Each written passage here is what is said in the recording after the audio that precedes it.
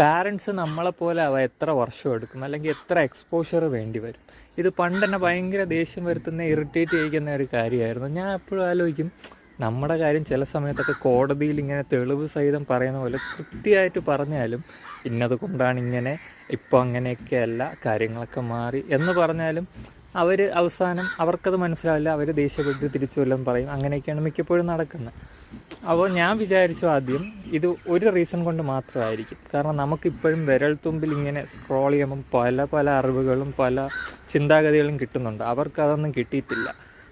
ഒരു രീതിയിൽ ആലോചിച്ച് നോക്കുമ്പോൾ അവരും പാവങ്ങളാണ്. 40-50 വർഷമൊക്കെ അവരുടെ അച്ഛൻ്റെ അമ്മേൻ്റെ കീഴിൽ ആ രീതിക്ക് ഇത്രയും നാൾ ജീവിച്ച് വന്നിട്ട് പെട്ടെന്ന് നമ്മൾ വന്നിട്ട് ഇതാണ് അതാണ് മാറണമെന്ന് പറയുമ്പം പാടായിരിക്കുന്നല്ല.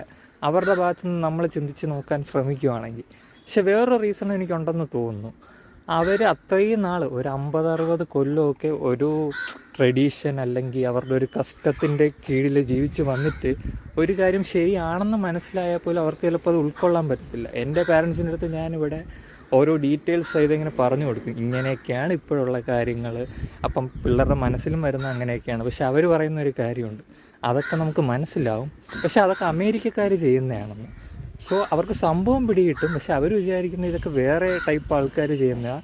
നമുക്കിതൊക്കെ തെറ്റാണെങ്കിൽ ഇതൊക്കെ ചെയ്തേ പറ്റത്തുള്ളൂ, നമ്മുടെ ട്രഡീഷൻസ് ഫോളോ ചെയ്ത് വരുന്ന കാര്യങ്ങളാണ്.